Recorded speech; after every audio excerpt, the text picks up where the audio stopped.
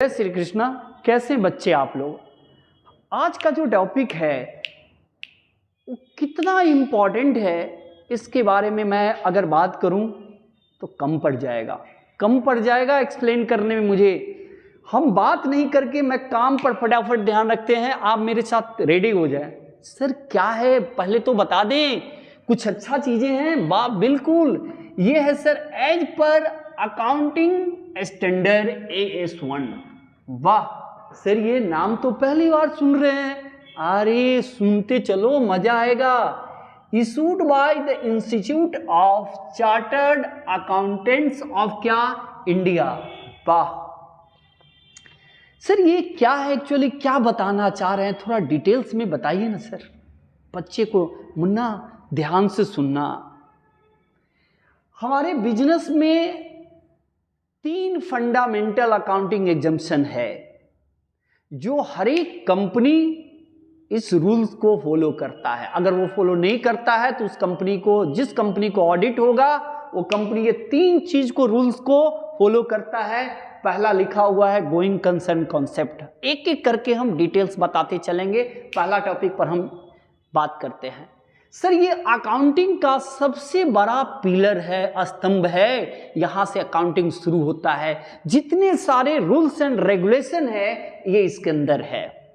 जिसको going concern concept पता नहीं है वो अकाउंटिंग के बारे में कुछ, इसको किसने काम किया, किसने सर, इसने issued by the institute of chartered accountant of क्या, इंडिया। इसका कंट्रीब्यूशन है, इसी का देन है जो हम इस चीज को पढ़ते हैं।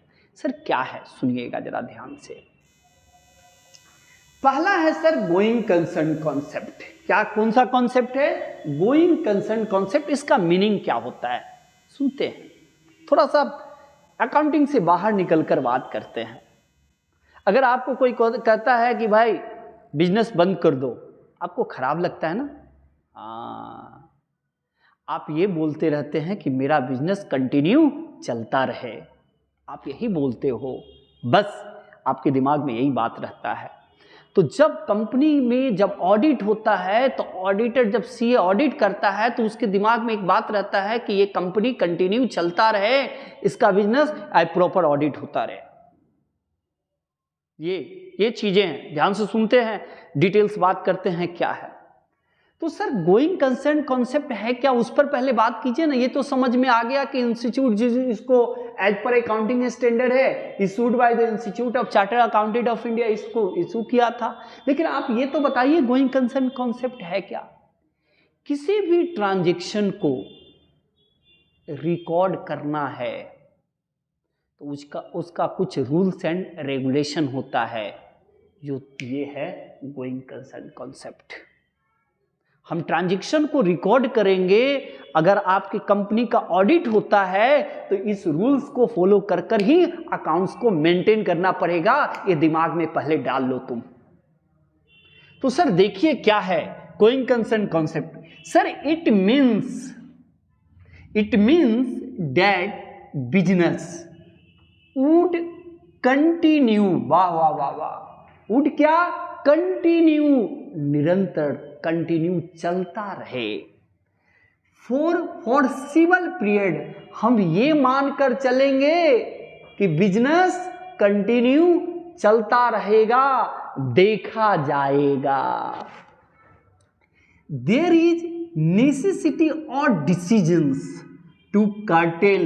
कर्टेल का मतलब होता है कोई आवश्यकता नहीं है कि हम अपने बिजनेस को बंद कर दें। Operation of entity, operation of क्या, एंटिटी, ध्यान से सुनेंगे। It means that business would continue for foreseeable period, there is necessity और decision to curtail operation of entity. आते हैं एग्जाम्पल के थ्रू समझते हैं। सर आपने बोला कि ट्रांजैक्शन को जो रिकॉर्ड होगा वो इस गोइंग कंसर्न कॉन्सेप्ट के थ्रू रूल्स एंड रेगुलेशन है ये। हाँ, अकाउंटिंग मेंटेन होता है तो उसका एक रूल्स एंड रेगुलेशन है। जब हम बात आपको बोल रहे हैं तो ये बात आप तक समझना चाहिए। अकाउंटिंग एक लैंग्वेज है, हम अगर 10 आदमी के सामने 10 के बीच में अगर हम बात को रखते हैं तो ये 10 आदमी के बीच में प्रत्येक ईच एंड एवरीबॉडी को ये लैंग्वेज समझ में आना चाहिए। ये हमारा गोइंग कंसर्न कॉन्सेप्ट बताता है। ये बताता है कि हमारा बिजनेस कंटिन्यू चलता रहे, कोई आवश्यकता नहीं है कि हम अपने बिजनेस को बंद कर दे। देखा जाएगा फोर्सिबल पीरियड है, बंद करने की आवश्यकता नहीं है। एग्जाम्पल के आपने बोला कि इस ट्रांजैक्शन को रूल्स एंड रेगुलेशन के साथ रिकॉर्ड करेंगे, बिल्कुल ये गोइंग कंसर्न कॉन्सेप्ट ये इंस्टीट्यूट बता दिया है करने के लिए। जितनी सारी कंपनी को ऑडिट होगा ये आपको एजम्पशन लगाना है। पहला सुनिए सर, एक कंपनी प्लांट 10 लाख का खरीदा। कितने का खरीदा? 10 लाख का। सुनिएगा बहुत इजी है और सिंपल वे में है। मुन्ना इसका लाइफ बताया 10 साल है। कितना साल है लाइफ? 10 साल है। तो देखो अगर मैं बताता हूं कि देखो बेटा इसका एनुअल डिप्रिसिएशन क्या है, तो आप क्या बताते हो? देखो एनुअल डिप्रिसिएशन क्या होगा? सर एनुअल डिप्रिसिएशन हो गया 10 लाख इसका वैल्यू है और मैंने क्या किया, इसको 10 ईयर से डिवाइड कर दिया। कितने से डिवाइड कर दिया? 10 ईयर से।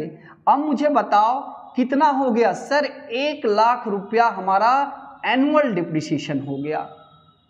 इसका मतलब है कि जब आपने प्लांट खरीदा 10 लाख का, उसका लाइफ 10 ईयर्स था, कैलकुलेट डिप्रिसिएशन इसका मतलब है 1 lakh on the assumption that business would continue. हम ये मानकर चलेंगे कि जो मैंने प्लांट लगाया है वो 10 साल तक 10 ईयर्स उसका लाइफ है, तो हम ये भी तो मानकर चलेंगे कि मेरा बिजनेस 10 साल तक चलता रहेगा।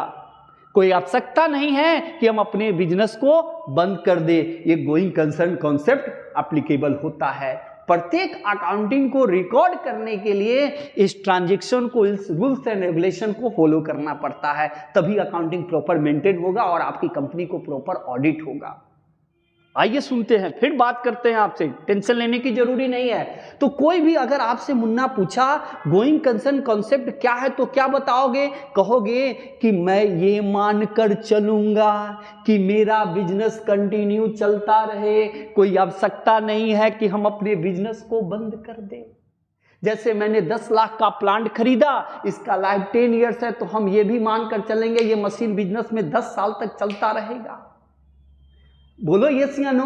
हम ये भी मानकर चलेंगे कि इसका जो नुकसान है ये मुझे 10 साल तक दिखाना पड़ेगा, अकाउंटिंग में इसका ट्रीटमेंट होता रहेगा, हर एक साल मुझे 1-1 लाख करके डिप्रिसिएशन। इसका मतलब है कि जो मेरा एक्सपेंसेज है, जो मेरा लॉसेज है, उसका एक ट्रीटमेंट रूल्स एंड रेगुलेशन के थ्रू होना चाहिए। इसीलिए मैंने इसको पिलर और स्तंभ बोला हूं, याद कर लीजिएगा।